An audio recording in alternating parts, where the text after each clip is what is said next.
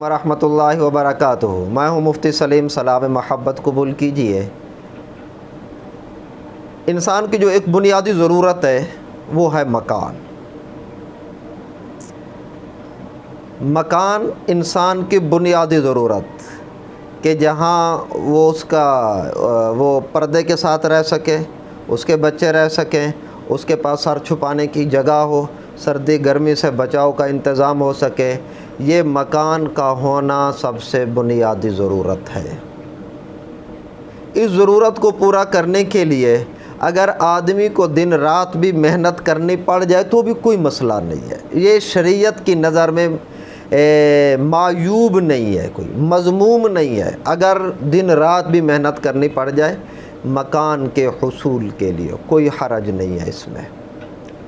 تو اگر آپ کے پاس سر چھپانے کے لیے مکان نہیں ہے، آپ مکان کے متلاشی ہے، ظاہری اسباب سارے اختیار کر چکے ہیں اور کر رہے ہیں، لیکن اس کے باوجود مکان نہیں بن پا رہا، انتظام نہیں ہو رہا، تو پھر اس کا مطلب یہ ہے کہ اب آپ کو باطنی اسباب کی ضرورت ہے۔ ظاہری اسباب آپ سارے پورے کر رہے ہیں، بجا بھی لا رہے ہیں، تو وہاں باطنی اسباب کو اختیار کرنے کی وہاں اشد ضرورت ہے۔ تو اس کے لیے لوح قرآنی میں سے 2 الفاظ کا ایک وظیفہ عرض کرنے لگا ہوں۔ وہ وظیفہ بہت اچھا ہے۔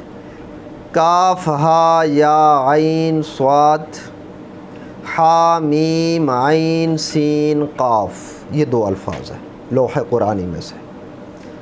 یہ 2050 مرتبہ پڑھنے ہیں روزانہ، اول آخر درود ابراہیمی 3 مرتبہ،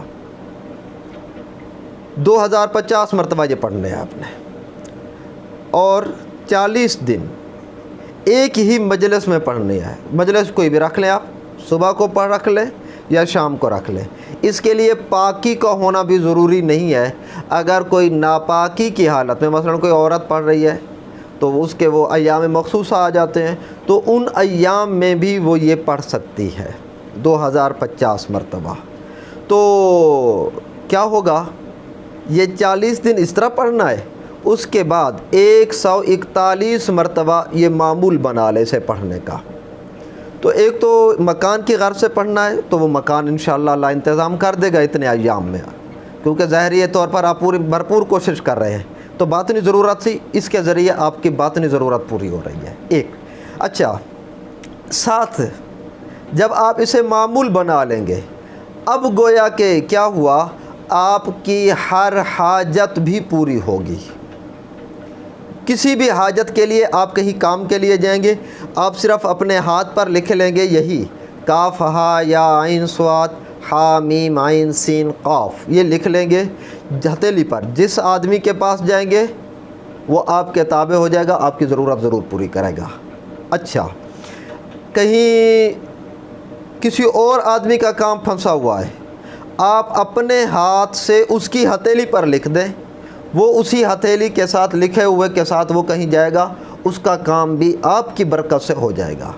شادی کا نہیں مسئلہ بن رہا ہے، نہیں ہو رہا، تو آپ اپنے ہتھیلی پر یہ لکھ کر جائیں گے، وہاں مطلوبہ جگہ پر آپ کا کام ہو جائے گا۔ دشمن کے پاس آپ جائیں گے، لکھ کر دشمن آپ کا تابع بن جائے گا۔ یہ 40 دن کرنے کے بعد اب اسے معمول جب آپ بنا لیں گے روزانہ 141 مرتبہ کا، یعنی ایک تسبیح ہو جائے گی 141 مرتبہ کی، تو پھر آپ کے اندر یہ پاور آ جائے گی۔ یہ لوح قرآنی کا عالی شان عمل ہے، آپ کا مکان کا انتظام بھی ہو جائے گا اور باقی چیزیں بھی آپ کی انشاءاللہ سنورتی اور بنتی چلی جائیں گی۔ بس۔